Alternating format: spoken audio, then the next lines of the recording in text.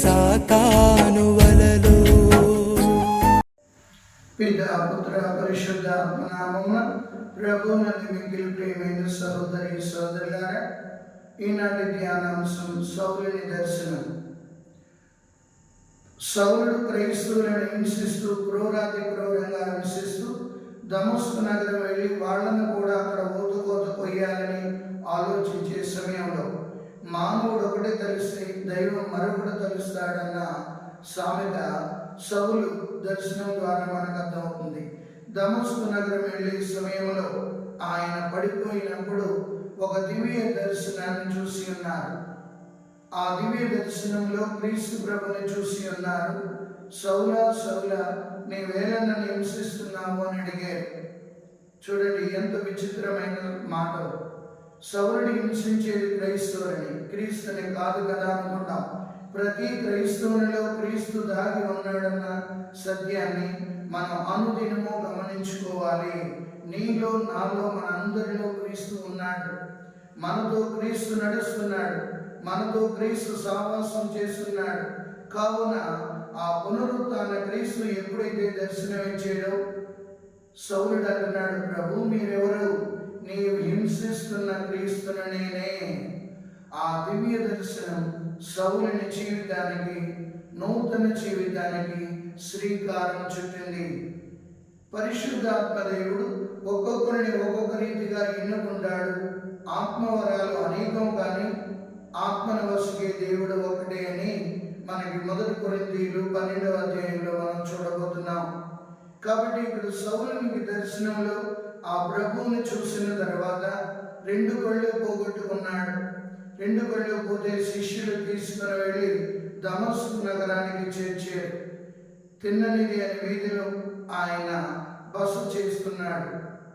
తార్సీసుపురం నివాసి అయిన సౌలు తిన్ననిది అనే వీధిలో ఉంటున్నాడు. 3 రోజులు అన్నపానీయాలు ముట్టుకోలేదు. ప్రభు దర్శనం అయిన తర్వాత ఏ రీతిగా సౌలుడు సిద్ధపడుతున్నాడో చూడండి. 3 రోజులు అన్నపానీయాలు ముట్టుకోలేదు. అప్పుడు అననీయ అనే భక్తుడు మధ్యాహ్నం 3 గంటల సమయంలో ప్రార్థన చేసుకుంటున్న తరుణంలో ప్రభు దివ్య దర్శనాన్ని చూసే ప్రభు చెప్తున్నాడు, అననీయ, నీవు తిన్ననిది అని వీధికి వెళ్ళి తార్సీసు వాసి అయిన సౌలుకి చూపునిమ్ము అంటున్నాడు.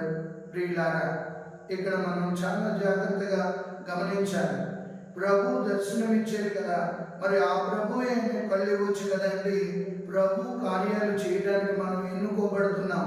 అపోస్తులుగా కొందరు, మరికొందరు బోధకులుగా, ఇంకొందరు స్వస్థత పరులుగా, ఇంకొందరు అద్భుతాలు చేయవారిగా దేవుడు మనల్ని ఎన్నుకొని మన ద్వారా తన ప్రణాళికలు నెరవేర్చుకుంటున్నాడు. ఆయనకి ఎంత ప్రేమో చూడండి ప్రియులారా. అందుకే మనం అందరం ప్రభు శిరస్సు అయితే ఆయన శరీరంలోని అవయవాలను గుర్తించుకోవాలి. ప్రభు కార్యాలు నెరవేర్చడానికి మనం అందరం సంసిద్ధత చూపించాలి ప్రియులారా. ప్రభువే చూసుకుంటారులే, లేకపోతే గురువులే చూసుకుంటారులే అని కాకుండా నా వంతు సహాయం నేను ప్రభుకి సువార్త సేవలో ఏ రీతిగా ముందుకు సాగిపోగలనని. అక్కడ అననీయ ఎంత అమాయకంగా చెప్తున్నాడంటే, ప్రభుకు తెలుసు కదా ఆయన క్రైస్తవుని హింసిస్తున్నాడని. అననీయ అయోమయంగా చెప్తున్నాడు, అమాయకంగా. ప్రభు క్రూరాతి క్రూరంగా హింసించే సౌలుగా మీరు చూపు ఇవ్వమంటారు అంటే సౌలు భవిష్యత్తులో ఎటువంటి వాడుగా మారబోతున్నాడో ప్రభువే ఆయనకు ప్రణాళికలు వేసాడు. అందుకే ఇర్మియా గ్రంథం 29వ అధ్యాయం 11వ వచనంలో నేను నీకు బంగారు భవిష్యత్తునిచ్చేదను అని ప్రభు చెప్తున్నాడు. ఇక్కడ సౌలునికి రూపాంతరం చెందబోతున్న పౌలుడిగా గొప్ప బాధ్యతనిస్తున్నాడు. నేను ఆయన్ని ఎన్నుకున్నాను, అన్యులకు రాజులకు ఆయన సువార్తను బోధిస్తాడు. నా నిమిత్తము అనేక శ్రమలను అనుభవించవలసి ఉంటుందని సౌలు యొక్క, పౌలు గారి యొక్క మిషన్ ప్రభు ముందుగానే తెలియజేసేది ప్రియులారా. అందుకే ప్రార్థన ద్వారా దేవుడు తన ప్రణాళికలను నీకు నాకు మనందరికీ బయలుపరుస్తాడు. రోజు కొంతసేపు ఆయన సన్నిధిలో కూర్చొని ప్రభువా నీ చిత్తం ఏమిటో బయలుపరచండి అంటే తప్పనిసరిగా ప్రభు బయలుపరుస్తాడు. ఈ రీతిగా సౌలు గారి గురించి ప్రభు సందేశాన్ని అననీయకి ఇచ్చాడు. ఇప్పుడు అననీయ వెళ్ళేరు సమయంలో సౌలు కూడా దర్శనం పొందాడు. ఎప్పుడైతే సౌలుడు దర్శనం పొందాడో అననీయ ప్రభువే నిన్ను పంపేడు కదా అన్నప్పుడు అవును అన్నాడు.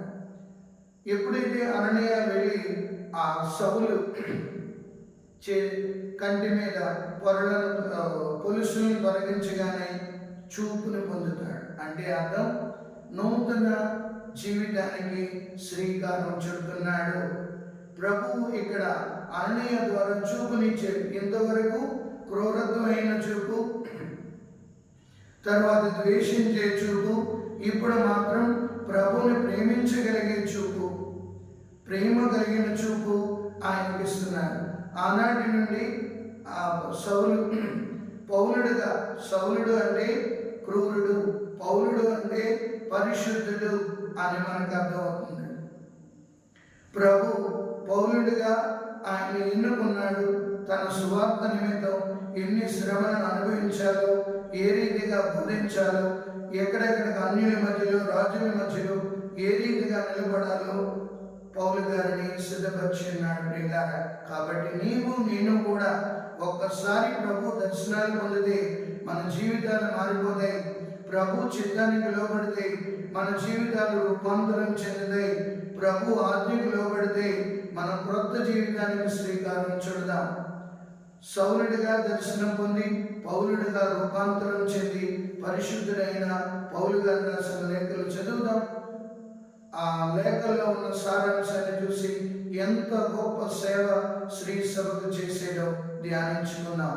ప్రభు మేమందరినీ దీవించి కాచి కాపాడును గాక. పితా పుత్ర పరిశుద్ధాత్మ నామమున ఆమేన్.